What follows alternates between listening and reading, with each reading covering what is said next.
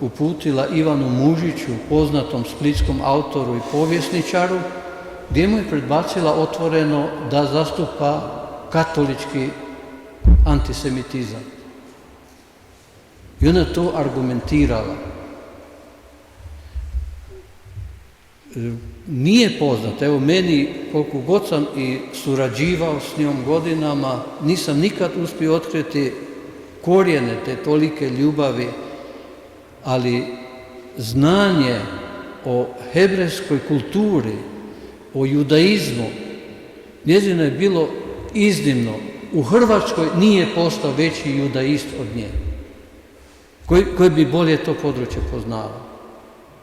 I ako pročitate evo taj tekst u knjizi, ostaćete zadivljeni što je ona sve znala, što je ona sve mogla staviti na papir.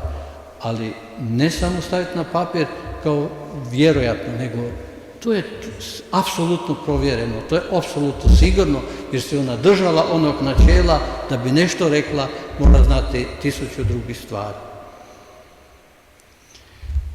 Dakle, imamo pred sobom jednu osobu koju moramo još svi puno otkrivati i toplo se nadam da neće na ovome ostati. Zato bih želio i ovdje zahvaliti kolegi Vladi Čutore što je prihvatio se, napravio ovaj jedan izbor, priredio ovu knjigu, napisao uvodni esej koji, kažem, samo otvara vrata. Ali je, kažu, najteže napraviti prvi korak.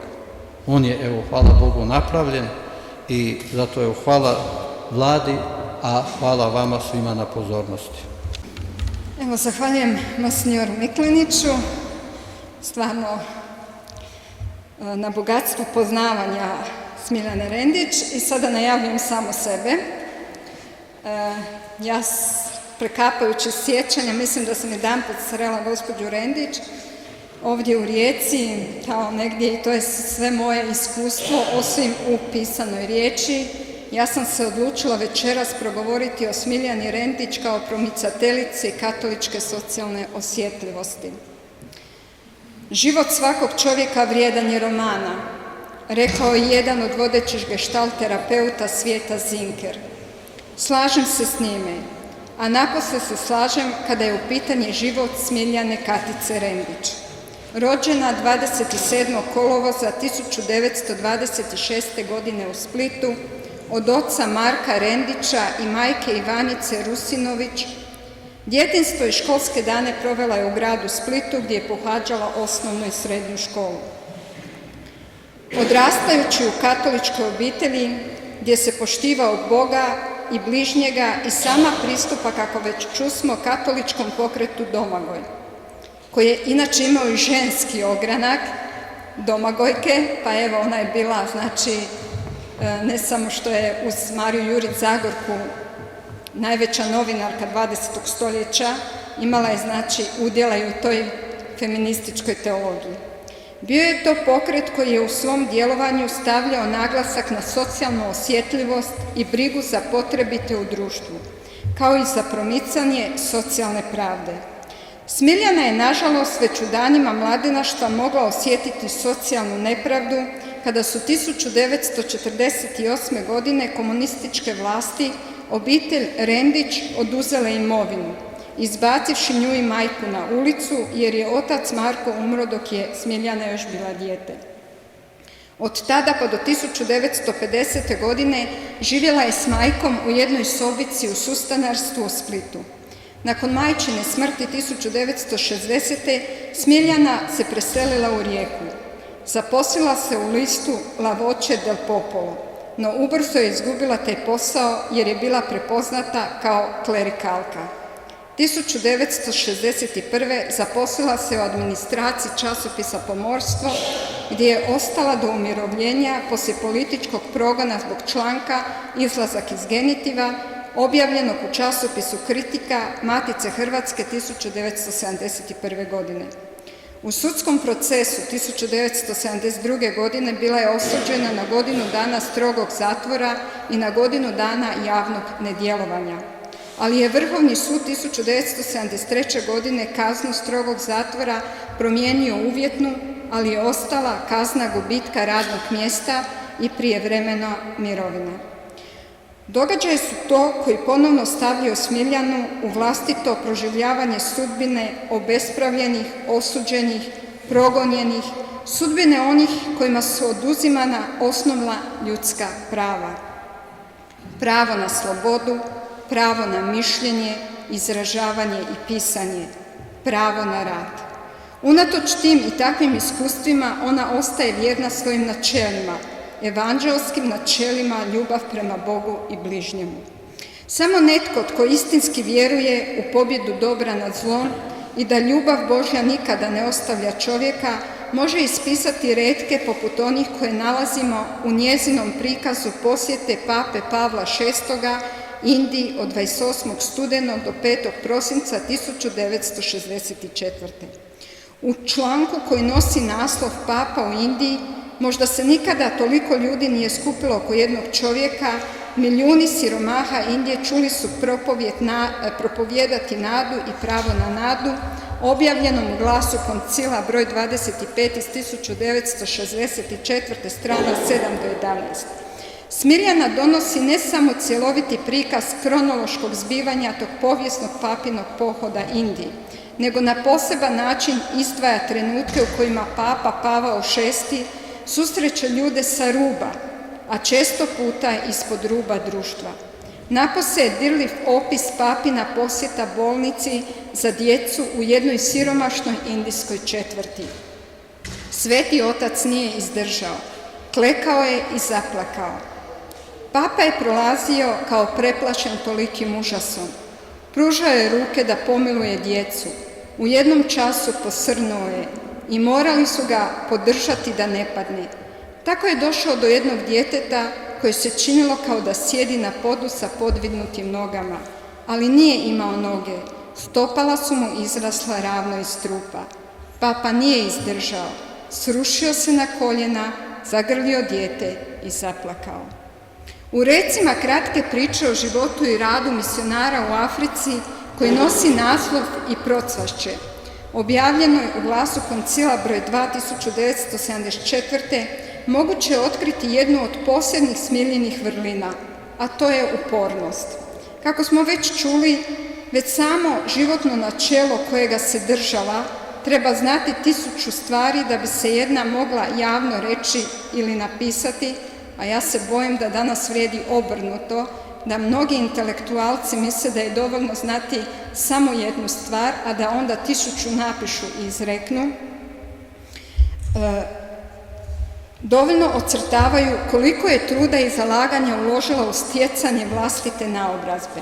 Vlado Čutura u svom predgovoru kaže, citiram, premda Smiljana Rendić nije imala mogućnost redovitog školovanja, iz ljubavi prema svom hrvatskom narodu i crkvi, sama je svojim ustrajnim cjeloživotnim radom proučavala ono što mnogi nisu imali u formalnom obrazovanju. Uz iznimno poznavanje hrvatskog jezika, savršeno je savladala talijanski i francuski jezik, te izvrsno poznavala crkveno-latinski i hebrejski, a razumjela je i njemački i španjolski. Bila je vrsni poznavatelj političke i kulturne povijesti evropskih naroda. Završen citat. Uz to, kako čusmo, bila je vrsni poznavatelj Židova, židovske tradicije i njihove povijesti, a bila je vrsna teologinja bez studija teologije. Iz svega ovoga nije teško zaključiti da je Smiljana bila vrijedna i marljiva, pa joj stoga nije bilo teško prepoznati one koji su jednako tako vrijedno i marljivo radili svoj posao na koji su bili pozvani, kao što je to slučaj brata Silvestra iz spomenute priče i procvašće, koji u afričkoj pustinji sadi i uzgaja vinovu lozu. Ali on to ne radi sam, nego kako čitamo u priči. I brat Silvestar, vinogradar Božji, odluči, sve što znam ja ću ih naučiti, navodnjavanje, obrezivanje loze, presađivanje, nagnojavanje, izbor sjemena, sjetve, sve, i još odluči, radit ćemo zajedno, pa ćemo zajedno više naučiti. U pričama Smiljana Rendić iz suvremenog života onih ljudi iz njezina okruženja, onih s kojima je raspravljala o vjeri, Bogu, crkvi, kulturi, povijesti, o socijalnoj pravdi, Prepoznatljiv je snažna socijalna dimenzija ljudskih sudbina u svjetlu Evanđelja. O takvim na prvim pogled običnim ljudima čitamo u 3. dijelu knjige pod naslovom Kakvi smo mi, takva su vremena. Izdvojit ću samo nekoliko priča koja svakako treba pročitati. Nju treba zvati Teodora. Priča o mladoj ženi koja prolazi životom ostajući vjerna načelima kršćanskog braka i Božjim zapovjedima. Iako je život stavlja pred mnoge i teška iskušenja, ona pronalazi snage kako ostati vjerna onome što Bog traži od nje. Druga priča, vremena, to smo mi. Ovu poznatu Augustinovu izreku Smiljana je uzela kako bi kroz nju ocrtala život čovjeka koji je zakopao svojih 5 talenata. A u priči A radio je svirao laku glazbu koja nije velika po broju stranica, ima svega 9. Prikazana je sva drama poziva i to poziva mlade djevojke koja želi otići u samostan, u klauzuru, ali otac nije zadovoljan izborom svoje kćeri. Što učiniti kada se nađemo u životu da moramo odlučiti da li ostati vjerni roditeljima ili krenuti putem vlastitog izbora?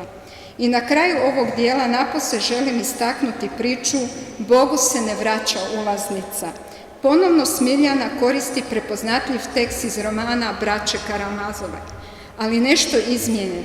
Ova priča donosi nam pred oči lik muškarca koji slično kao Teodora iz prve priče ne želi pogaziti zavjet ljubavi i sakrament braka. Potresna je to priča o muškarcu čija se žena nakon II. Svjetskog rata vratila iz koncentracijskog logora i otišla u tešku psihičku bolest. I dozvolite mi da završim. Smiljana Rendić, kako smo već večeras čuli, bila je žena, novinarka, pjesnikinja, kritičarka, jezikoslovka, povjesničarka, teologinja, ali i promicateljica katoličke socijalne osjetljivosti. Tu osjetljivost za bližnjega u nevoli stjecala je na svom životnom putu. Prvo u svojoj primarnoj obitelji, zatim u katoličkom društvu Domagoj, ali i iskustvom u vlastitom životu kada je imala prilike na svojoj koži osjetiti patnje odbačenih, progonjenih, prokazivanih. Unatoč svega ostala je vjerna Bogu i čovjeku i stoga smatram da može i danas biti uzor ne samo kršćanskog vjerovanja, nego i uzor jedne cjelovite intelektualke koja nije zakopala svojih 5 talenata, nego ih je naprotiv ustrostručila. A na nama je da mi, generacije koje sada živimo i koje dolaze, ne zakopamo talente Smiljane Rendić, a jednako tako, evo, htjela bi naglasiti da u Hrvatskoj 2,5 milijuna godišnje ne pročita niti jednu knjigu, pa večeras imamo prilike popraviti tu statistiku. Hvala. Meni je posebna čast dopala, zapravo to je na neki način i bila moja želja, jer Smiljana je na neki način moja mentorica. Ja se nikad ne bi bavio novinarstvom u životu da nije bilo pokojne Smiljane Rendić. Prve 4 godine mog dolaska u Glas Koncila ja sam surađivao sa Smiljanom Rendić. Kako je rekao monsignor Miklenić, znala je nekad malo biti teške naravi, kako sam ja bio tada najmlađi, dali su mi da surađujem s njom. Jednu godinu smo borbu vodili na različite načine, a onda smo se sprijateljili i barem 2-3 puta tjedno smo se znali uvečer čuti, razgovarati po sat vremena, ona bi mi ispričala svoje dogodovštine od tog dana, naravno učila, podučavala, sada ne bi sve te sitnice nabrajao. Što više, 2 dana prije njezine smrti bio sam u posjetu tu na Trsatu. Mene je Smiljana posebno oduševljavala, zapravo ne samo mene, nego sve nas svojim znanjem, svojom pojavom, jer bilo je dovoljno izvući jedno prezime hrvatsko ili čak se može reći ili neko iz nekih poznatijih evropskih zemalja, da bi Smiljana cijelu povijest meni izverglala u roku od 15-20 minuta. Gledajući Smiljanu kao ženu u crkvi, to je jedan drugi dio koji me je također oduševljavao, na neki način zapravo, kako je spomenuo dr. Hoško, personalizam je tražio i odgovornost. Jer mi kad uzmemo jednu stvar u okolnostima u kojima je Smiljana djelovala, dakle u vremenu 1940. djelovalo je 330 novinara. 1945. godine 130 novinar je emigriralo. novinara je dobilo zabranu djelovanja, 45 promijenilo svoju profesiju, 38 novinara je ubijeno. I sad kad uzmemo u tom vremenu da se javlja jedna krhka žena koja se ne boji reći istinu, i tu povezujem onaj personalizam i osobnu odgovornost. Jednom zgodom ovdje sam radio sa pokojnim monsignorom Manjkotićem razgovor, pa mi je rekao najveći grijeh kršćana je grijeh propustom. Upravo na tome je Smiljana inzistirala, zapravo zalagala se i tražila je od kršćana zauzetost. Mene danas posebno raduje kad vidim žene u crkvi, kao što je primjerice profesorica Reljac, koje odgajaju mlade ljude, koje ne čuvaju ljubomorno svoje znanje, koje odgajaju mlade svećenike. Ja mogu reći na svom primjeru, što sam spomenuo, da nikad ne bi bio novinar da nije bilo s jedne strane Ivana Miklonića, s druge strane Smiljane Rendić. Jer oni su me na neki način usmjeravali kad sam ja htio odustati, jer to sam smatrao nekakvim poslom koji baš i nije, pogotovo u to vrijeme još tih aktualnih promjena društvenih, koji nije najčasnije zanimanje, i ja sam se od toga želio maknuti, međutim njih dvoje su me stavili jedno između čekića i nakovne, i tako sam ostao u Glasu Koncila 24. godinu. Nadalje, kad je u pitanju Smiljana Rendić, njezino usmjeravanje, njezina zauzetost, što sam iščitao iz dokumenata, jer negdje otprilike oko 10.000 kartica njezine korespondencije površno sam uglavnom pokušao posložiti, i kad su me pozvali u uredništvo Hrvatske katoličke baštine 20. stoljeća kao onog koji je posljednji surađivao sa Smiljanom Rendić, nakana mi je bila objaviti nešto što nije dosad objavljeno nigdje. Međutim, nakon godinu i pol uredništvo je se odlučilo da ipak napravi jednu malu panoramu, jer čini mi se da još ima puno živućih, onih koji bi se našli u Smiljanu proroštvu, tako sam ga ja zvao, jer sve ono na što je upozoravala početkom 90-ih godina, kasnije to možemo reći da se preslikavalo u hrvatskom društvu, pa i oni koji su bili infiltrirani u katoličku crkvu i oko crkve. Međutim, nažalost, to je jedan odraz, jedna slika koju danas imamo, a Smiljana se borila za čistoću i crkve i hrvatskog naroda.